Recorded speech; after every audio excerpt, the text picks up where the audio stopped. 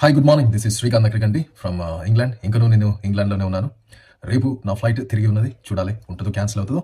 So ఏదేమైనా కానీ చాలా ఎక్సైటింగ్ న్యూస్. చాలా అనేక సంవత్సరాలుగా ఈ మిడిల్ ఈస్ట్ అంతా ఎదురు చూస్తున్నటువంటి ఒక ఎక్సైటింగ్ న్యూస్ని ఇజ్రాయెల్ డెలివరీ చేసింది. చాలామంది సున్నీ అరబులు ప్రత్యేకంగా వాళ్ళకు నిన్నటి రోజున ఒక పండుగ లాంటి రోజు అని చెప్పాలి. అటు సిరియాలో కానీ లేకపోతే ఈవెన్ లెబనాన్లో కానీ చాలామంది సున్నీలు, సౌదీ అరేబియాలో కానీ చాలామంది సెలబ్రేట్ చేసుకున్నారు. ఈ సెలబ్రేషన్స్ ఈ కారణం ఏంటంటే హిజ్బుల్లా నాయకుడిని ఇజ్రాయెల్ అఫీషియల్గా హతమార్చింది. ఆ హతమార్చడం కూడా చాలా డ్రమాటిక్గా జరిగిందని చెప్పొచ్చు. ఎందుకంటే ఒక 20 సంవత్సరాల నుంచి ఇజ్రాయెల్ని ఈ రోజు లేపేస్తాము, ఇంకా ఇజ్రాయెల్ని మ్యాప్లో లేకుండా చేస్తాము అని చెప్పి చాలా ప్రగల్భాలు పలికాడని చెప్పాలా.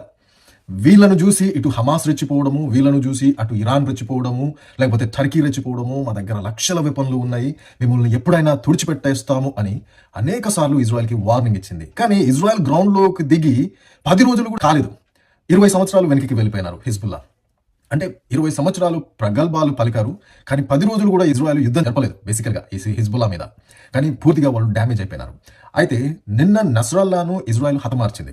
ఆ హతమార్చడం కూడా చాలా డ్రామాటిక్గా చేసింది. అది ఏ విధంగా చేసింది అంటే, ఇక్కడ యుఎన్లో అమెరికాలో నెతన్యాహు మాట్లాడుతున్నటువంటి సమయంలోనే అక్కడ అతని అసాసినేషన్ ప్లాన్ అనేది జరిగింది. ఒక తీవ్రవాదిని మట్టుపెట్టడం జరిగింది. అది ఏ విధంగా అంటే, నెతన్యాహు మాట్లాడేది ఖచ్చితంగా వింటాడు అని ఇజ్రాయెల్కి తెలుసు. అతని యొక్క టీవీ ప్రోగ్రామ్ని చూస్తాడని తెలుసు. కాబట్టి అతను ఉన్నటువంటి బంకర్లన్నింటినీ ఇజ్రాయెల్ టార్గెట్ చేసింది. అతను ఎక్కడుంటాడో కూడా ఇజ్రాయెల్కి తెలుసు.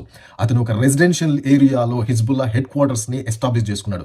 రెసిడెన్షియల్ ఏరియాలో చాలా మంది పీపుల్ ఉంటారని తెలుసు కదా, వాళ్ళ మధ్యన కింద కట్టుకున్నాడు అనమాట. సో కింద వాళ్ళు terror organisation Hezbollah main headquarters ని కట్టుకుని పైన ఉన్నటువంటి ప్రజలందరినీ ఒక హ్యూమన్ షీల్డ్స్ గా వాడుకుంటున్నారు. సో వీళ్ళ స్ట్రాటజీ బేసికల్ గా ఇది.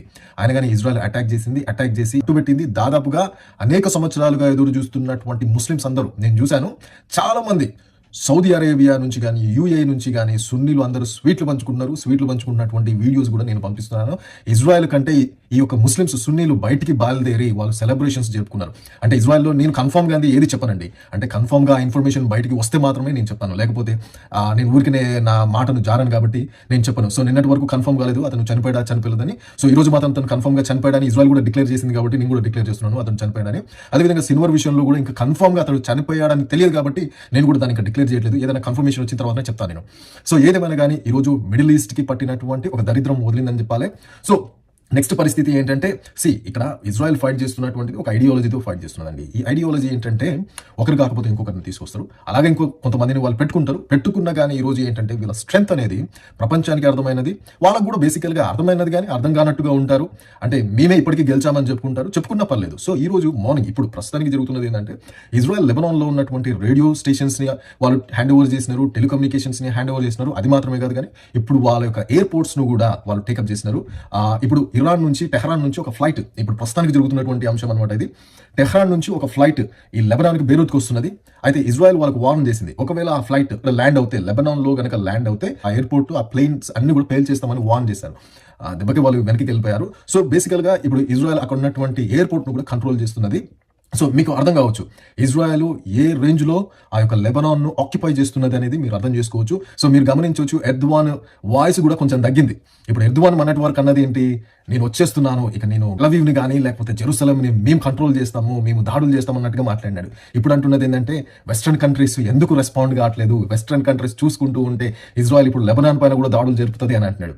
అంటే ఆ వాయిస్ అనేది మారుతున్నది. ఎందుకంటే ఏ లీడర్ మాట్లాడినా కానీ, ఏ తీవ్రవాద లీడర్ మాట్లాడినా కానీ ఇజ్రాయెల్ వాళ్ళను మట్టు పెడుతున్నది, ఇజ్రాయెల్ ఊరుకోవట్లేదు. ఇప్పుడు ఇజ్రాయెల్ యొక్క సీరియస్నెస్ అనేది ఈ యొక్క మిడిల్ ఈస్టర్న్ కంట్రీస్ అన్ని కూడా చూస్తున్నాయి. నేను నెతన్యాహు కూడా అదే మాట్లాడినాడు, మేము మిడిల్ ఈస్ట్ లో ఏ ప్రాంతానికైనా రీచ్ కాగలుగుతాము అని అనౌన్స్ చేసినట్టుగానే వీళ్ళు మిడిల్ ఈస్ట్ లో ఈవెన్ అయతుల్లా ఇరాన్ ప్రెసిడెంట్ ను, సుప్రీం లీడర్ ను కూడా వాళ్ళు కూడా ఎక్కువ మాట్లాడితే వాళ్ళను కూడా ఇజ్రాయెల్ తీసేసేటువంటి శక్తి సామర్థ్యాలు ఇజ్రాయెల్కు ఉన్నాయి. సో ఈ రోజు ఇజ్రాయెల్ చేస్తున్నటువంటి ఫైట్, నిన్న కూడా నెతన్యాహు చాలా స్పష్టంగా మాట్లాడినాడు. అతను కొన్ని బిబ్లికల్ వర్సెస్ తీసుకొని, బైబిల్ వర్సెస్ తీసుకొని అతను మాట్లాడిన దాంట్లో మనం చాలా స్పష్టంగా చూస్తున్నాము, వాళ్ళ యొక్క శక్తి, వాళ్ళు దేవుని పైన ఆధారపడి మాత్రమే, యెహోవా మీద ఆధారపడి మాత్రమే యుద్ధం చేస్తున్నారు. నిన్న 2 మ్యాప్లు చూపించినాడు, ఒకటి బ్లెస్డ్, అదేవిధంగా కర్స్డ్ కంట్రీస్ అని 2 కంట్రీలను, కొన్ని నేషన్స్ చూపించినాడు. మీరు చూడొచ్చు, ఇజ్రాయెల్కి సపోర్ట్ చేస్తున్నటువంటి దేశాలు అన్నీ పచ్చగా ఉన్నాయి, దీవించబడినట్టుగా ఉన్నాయి. ఇరాన్కి సపోర్ట్ చేసే దేశాలన్నీ కూడా ఎలాగ ఉన్నాయంటే కర్స్డ్గా ఉన్నాయి. ఆ దేశాలన్నీ కూడా దాదాపు డిస్ట్రాయ్ అయిన మాదిరిగా ఉన్నాయి. సో బేసికల్గా నిజంగా దీని వెనుక ఎవరు నమ్మినా నమ్మకపోయినా కానీ దేవుని యొక్క సూపర్ న్యాచురల్ పవర్ అనేది ఈ దేశాలపైన ఖచ్చితంగా ఉన్నది. ఇజ్రాయెల్కి సపోర్ట్ చేస్తున్నటువంటి దేశాలపైన ఆ కర్స్ కూడా, ఇజ్రాయెల్కి సపోర్ట్ చేయని దేశాలపైన ఆ కర్స్ని కూడా మనం చూస్తున్నాము. సో ప్రపంచ దేశాలు కూడా చూస్తున్నాయి. సో ఈ రోజు నేను అగైన్ ఐమ్ సేయింగ్ దిస్, ఈ రోజు ఇజ్రాయెల్ చేస్తున్నటువంటి ఈ యొక్క ఫైట్ అనేది ఇది ఇజ్రాయెల్ కోసం మాత్రమే కాదు, ప్రపంచ దేశాల కొరకు ఇజ్రాయెల్ ఈ ఫైట్ చేస్తూ ఉన్నది.